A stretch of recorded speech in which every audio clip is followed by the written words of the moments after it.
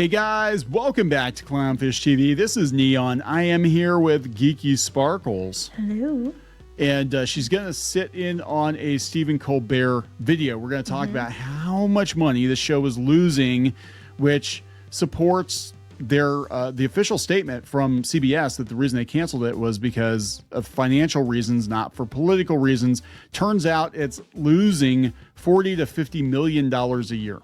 Yes, but don't they know, just like we've learned the last 10 years, you're supposed to keep funding something that's losing as long as it has the right, narrative, the right voice, the right look. You're supposed to just pay for it indefinitely and keep losing money because that's how business works. Yeah, right. If not, you're a bigot. Not you're a bigot. And that's the narrative that everybody's like going with, like, this is just political retribution. I'm like, I'm sorry, they're in the middle of a merger right now with Skydance. The show is losing $40 to $50 million a year. There's 200 people that work on this show in New York, and most of them are union.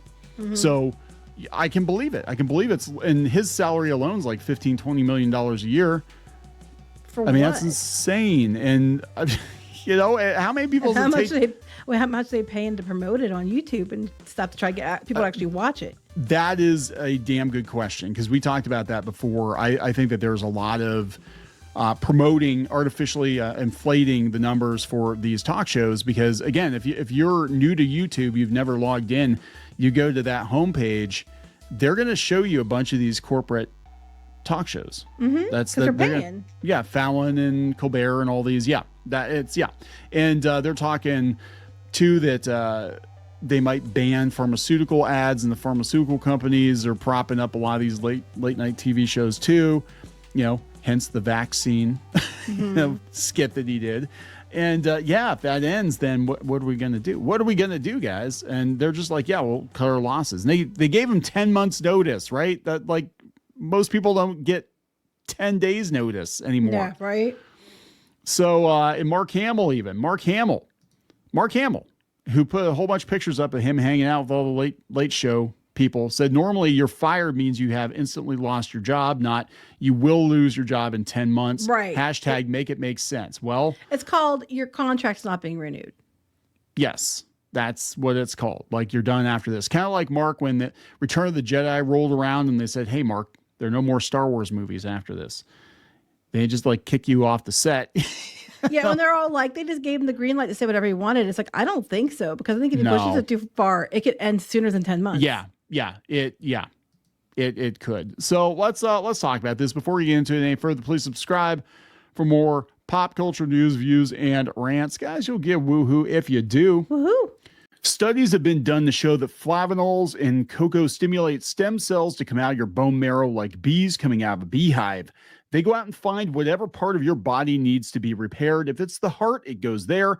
If it's the liver, it goes there. Skin, brains, bone, whatever it is. But don't take my word for it. Listen to this Harvard scientist, Dr. William Lee. So, studies have been done to show that the flavonols in cocoa stimulate stem cells to come out of your bone marrow like bees in a beehive in your bloodstream, and they go out and they find wherever it needs to be repaired. If it's in your heart, they'll fix it. If it's in your liver, they'll fix it. If it's in your skin, they'll fix it. And so we can eat foods like high flavanol cocoa in order to be able to actually get the stem cells to work a little bit better. Now, how do we know this actually functions, works in people? Well, clinical studies have been done with high flavanol cocoa to show that in like men who are in their 60s with heart disease, they could actually just have 2 cups of dark chocolate hot cocoa a day for a month. Yeah. And they doubled the amount of stem cells in their bloodstream, and their circulation improved measurably. And then what's even more important and impressive is that there was a study called the Cosmos study that was completed recently that showed that eating high flavanol cocoa decreases the risk of cardiovascular death. Yeah. Right, over a period like a statin. Like a statin, right. Exactly. Except made with by eating the same thing that you use to make chocolate. That's incredible. So we're not telling people to go out to have chocolate, which is a confection, which has got a lot of sugar and all kinds of other stuff in it. Yeah. But it's the stuff underlying underneath it, the core of it. Isn't that crazy? Dark chocolate, not milk chocolate, right? Not M&Ms, not anything like that, but the flavanols are the good stuff found in the cocoa bean, and that's usually destroyed during the chocolate making process. That's why Black Forest Supplements made the first high flavanol cocoa powder. This right here is not just any old cocoa powder.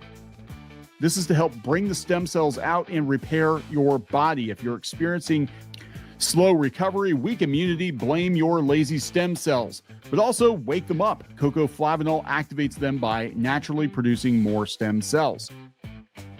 Your body is going to repair tissue, help you heal faster, glowing skin, immune support, all that. Studies show that cocoa flavanol increases stem cell circulation by over 100%, and it's only 20 calories, packed with everything the body needs. Now you can mix it into a shake, hot chocolate. A lot of people put it in their coffee. This boosts your natural stem cell production without spending a lot of money. I mean, just at the Golden Globes, they were handing out $40,000 stem cell facelifts. Can you imagine that? You don't have to go to those extremes.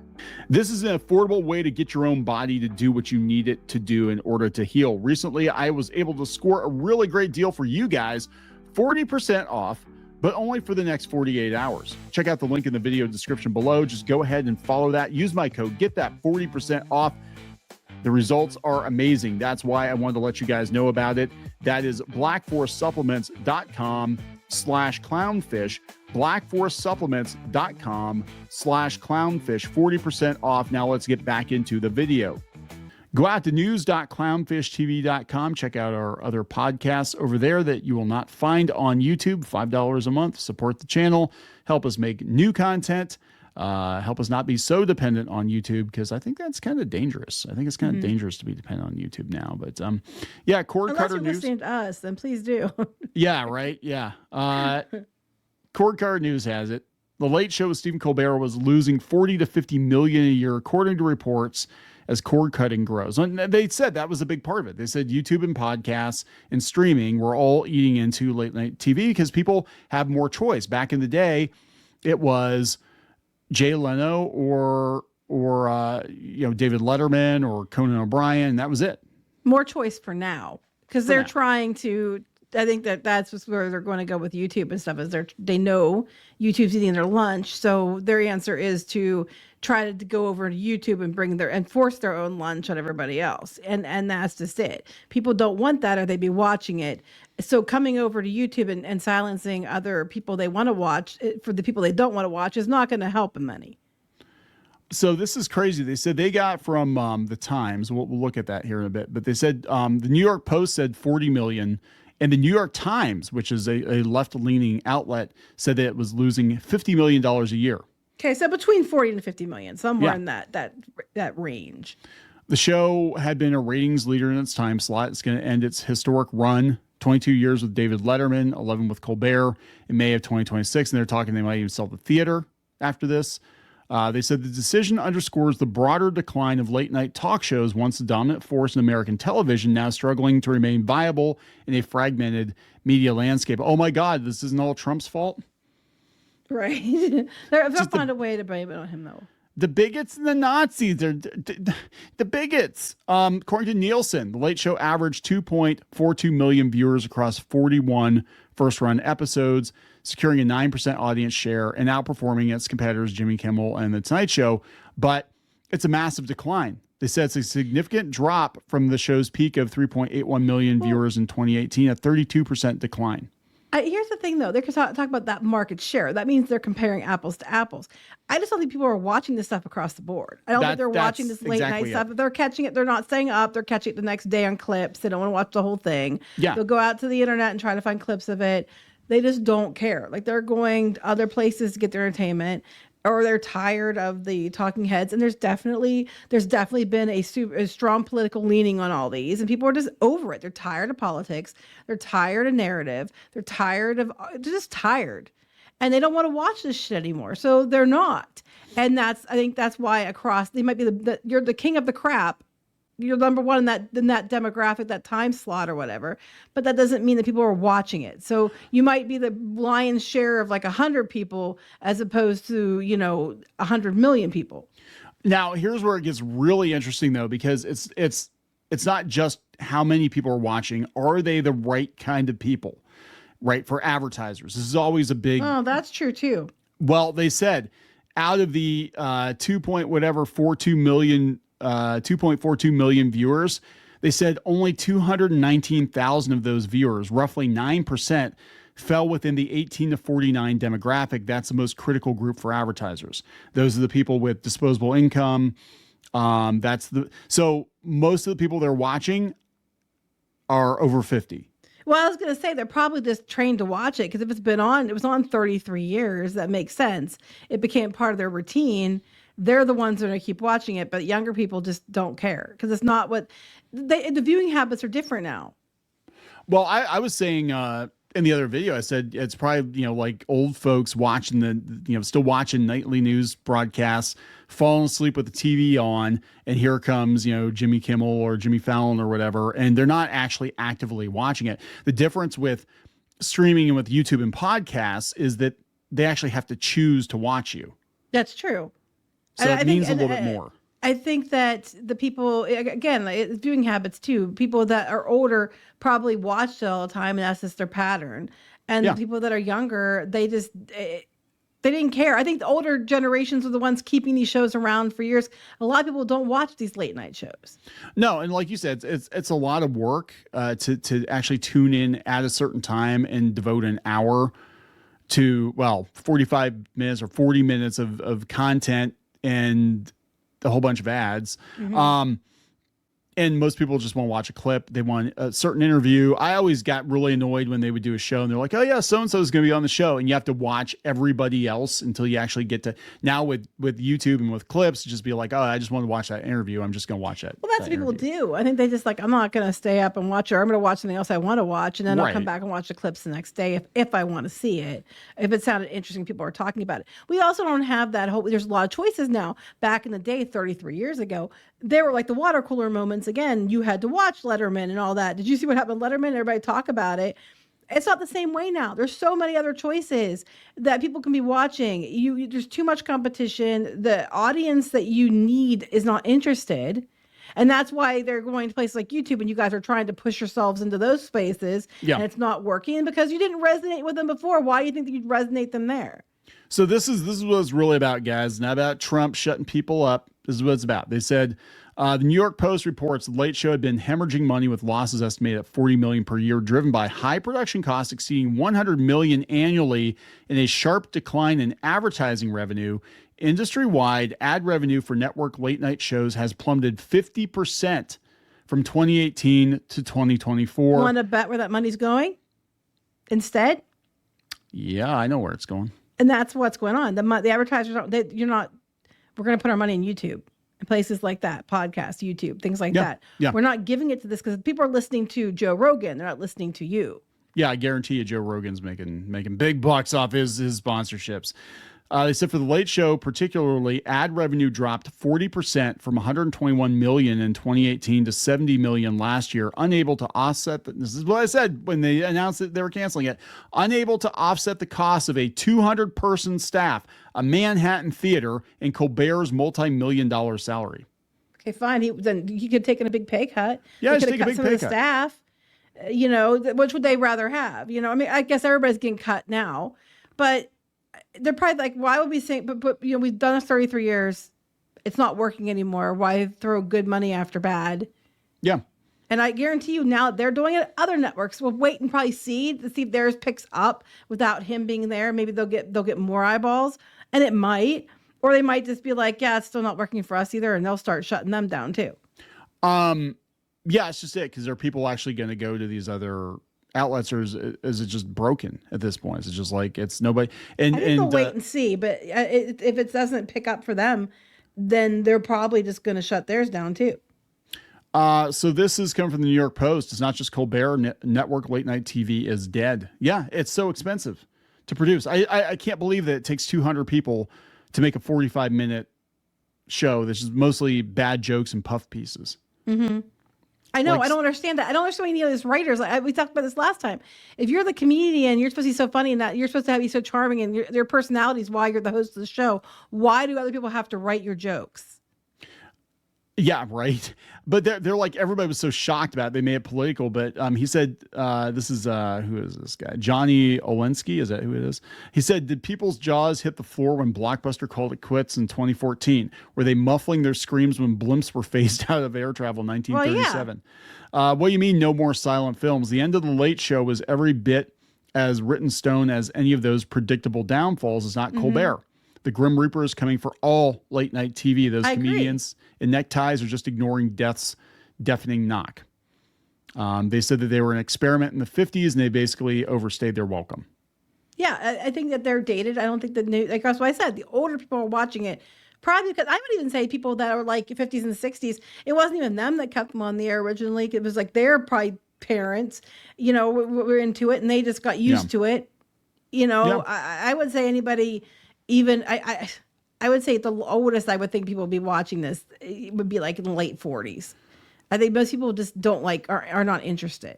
Well, yeah, they said now everybody's going to YouTube and TikTok. They said that. Yes, everything I said. Thank you. Yeah. Everything you said. Thank you. They're talking about the Astronomer CEO at the Coldplay concert. They said 15 years ago, Americans would have tuned in to Letterman and Conan to mock the horny halfwits. Now social media does it.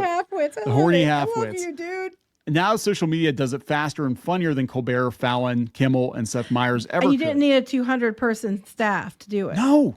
That's what blows my mind is like how many people it takes to put these shows together. And it's the same with network news too. Like Tucker Carlson is killing it on podcasts. I mean, regardless of what you think of him, I mean, he's drawing eyeballs, numbers, and it was like him working out of his basement. He didn't have the whole crew or whatever. What will happen to Colbert? I'm telling you what's going to happen to him is when he's done, he's going to be fine. Well, the guy's worth. Other people might not be, but he will be. And that's why the unions were flipping out because how many of those 200 people were unionized writers? But which makes no damn sense if you watch a show. Like, how many people does it take to do something so awful? But he'll be fine. He'll get a fat podcast deal. He's already worth tens of millions of dollars. He literally could probably just stream from his house. And even if he makes a couple $1 million a year, he's fine. Right? Like, so don't shed a tear for Stephen Colbert. But yeah, this isn't a political thing. Everybody thinks it's a political thing. And the staffers who can't understand basic economics. Same with the Hollywood, with the strikes and the shows getting canceled and all of that. I'm like, have any of you taken an economics course once in your life? Like, do you know how money actually works? I was in the academic decathlon for economics, by the way. Do you know how this works? Like, if you don't bring enough money in, shit gets canceled.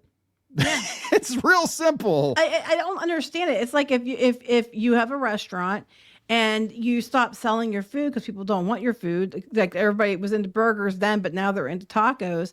And, you can't make tacos because you're a white person. And, so now they're not into your restaurant. And what's going to happen? You're going to have to close your restaurant. You're going to have to lay off staff because you can't keep affording. Or if you have 5 different restaurants and one of them or 2 of them aren't doing well because of tacos, you're going to have to close those restaurants. This is also coming from the Post. CBS staffers question why Stephen Colbert's show was canceled, calling it a chilling of free speech. They keep saying that. Basically, it's we don't have a mouthpiece for ourselves. That's what it is. It's like because they keep trying so hard to get footing in places like YouTube and stuff like that, and they're not getting it. Hollywood in general. And they're mad that no one's listening to them. They're not tastemakers anymore. They're not the ones everybody's fawning over. So they're like, it's not fair. And now they're like, oh, free speech. We can go in there and say whatever we wanted and talk shit about whoever. Now, you are allowed to talk shit about them, but they can talk shit about you. And now since they can't, it's not free speech. They're saying the timing is a sketchy one because he was very critical of Trump. I won't disagree. I'm not saying it has something to do with it because when you're trying to sell something, merge something, and that did not help, I'm sure. What probably happened is they were probably on the fence about it, and then he shot his mouth off, and they were like, you know what, fuck this. Like, we just ripped the Band-Aid off. I'm thinking that he had some information of what was stuff going on behind the scenes about the lawsuit and stuff for the office scuttlebutt and so on. And him being a big person at the network, he probably knew some stuff, and he just took it on air. And they're like, well, you can't be trusted. And yes, there's a big thing with him and the lawsuit, and I'm sure that played into it. I can't think it didn't. But 2 things can be true simultaneously. Yeah, it just makes it easier. I mean, it's the same with like, Hollywood with the strikes and the, demanding the moon and the writers' room, all that. And yeah, after the strike, some people got more of what they wanted. Some people got more money, the people that were left, but a lot of people were actually unemployed. And what Hollywood did is they took the opportunity to cancel a bunch of shows that they knew were not going to perform. It's same with this. Like, okay, well, We already knew we're probably going to have to get rid of him. He's shooting his mouth off. And then the merger, they're selling to whatever. That now's the time to do it. Now just rip the Band-Aid off and be like, yeah, fine. Okay, you're done. So and their contract's coming up. Or it could even have been a matter of, hey, my agent's going to contact you about contract renewals because we're coming up within several months of that, or a few months of that. I guess it's 10 months, but a year out, that's about normal. So they probably were starting and talks weren't going well. So they're like, okay, fine, we're just going to cancel. And you got the rest of your contract to ride it out. It could be something. Yeah. It could be something as simple as that.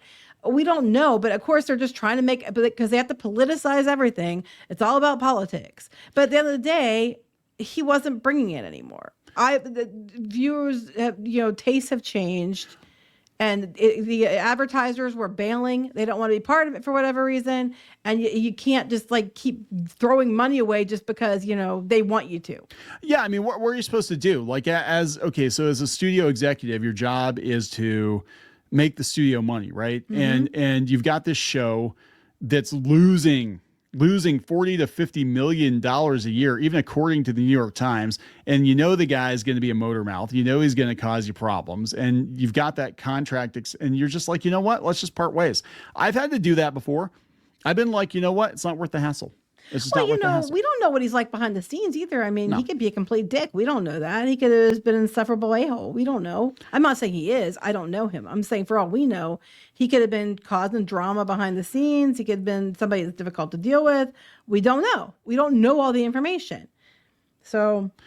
Yeah, it's interesting though, because people are like, well, why are they canceling him? He's the top late show. I'm like, it doesn't matter if he's still losing money. It doesn't matter if you're number one, like you said before. The late shows are doing terrible overall. Being the king of the crap doesn't mean that's still a good proposition. So Puck News' Matt Bellany said that it was $100 million a season, but the daytime programming at CBS is still profitable. He said late night with its topical humor and celebrity interviews pegged to specific projects has struggled on Paramount Plus. And of the 3 network late night shows, Late Show has by far the smallest digital footprint on YouTube and other platforms. Well, I believe I see more like Jimmy Fallon stuff being promoted. I see Fallon all over the place. Kimmel and Fallon more than I see SNL. You're obviously spending money on some of these things. And daytime makes sense. Here's a thought, too. Since the audience tends to skew older, is maybe a lot of them just not watching late night anymore because they're in bed by 8. I mean, I'm not trying to be like that, but I'm saying they're dead. Well, a lot of people probably did die off, but I'm saying you have people that are older, so they might go to bed earlier, and they might be, if they're retired, they might be watching TV during the daytime instead. I mean, that would explain why the ones in the afternoon are going up and the ones at night are going down, because their target audience, the one they rely on, is noping out. Yeah, again, just to reiterate, this is Keith Olbermann, who is very critical of Donald Trump, and he, if he thought for sure this was, some nefarious scheme to shut up Colbert, he would pounce on it. But he's like, sorry, it's not what happened. If they had, they wouldn't be keeping him on until next May.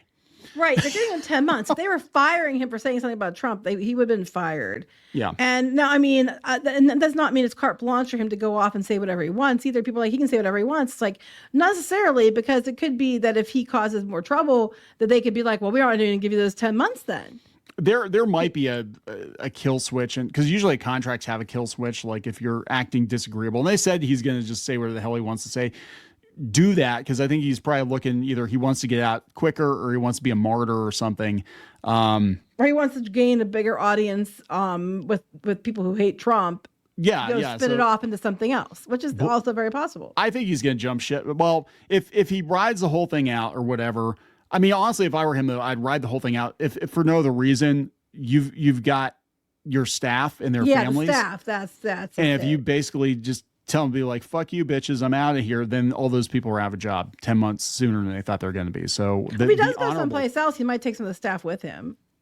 Yeah. If they've been with him for a long time and they're ones he likes, it's very possible that if he would go start somewhere, get offer someplace else, he's going to need some of those people. I doubt he knows how, other than talking, I doubt he knows how to do any of this stuff himself. Apparently he can't even write his own stuff. So that is very common. There are a lot of people, even in the YouTube space. I'm shocked at how many people in the YouTube space can't do shit themselves. They just copy everybody else. They just copy everybody else and go hire people, or, well, I'm using air quotes here, hire them, get them to do free work for them or whatever. but they can't do shit themselves. It's astounding. Meanwhile, there are guys like Asmongold that are getting way more eyeballs than this guy, and he's doing pretty much everything himself. Like, I don't know if he has people or not, but I'm just saying, he can't. He's going to need staff anyway, because I doubt highly he can just go and do this himself. No, yeah. We don't want to be like a pleb, right? We don't want to have to, just go get a webcam and sit in our basement in our bedroom and stream. That's what he's above that. Common. So he needs the plebs. folk do. He needs the plebs to do all the work for him, to make sure that he's up there and with the right polished kind of show. Yeah. So yeah. are we gonna wrap this up then? Let's wrap it up. Please subscribe for more pop culture news, views, and rants. We'll talk later. Bye. For more pop culture news, views, and rants, go to news.clownfishtv.com. That's news.clownfishtv.com.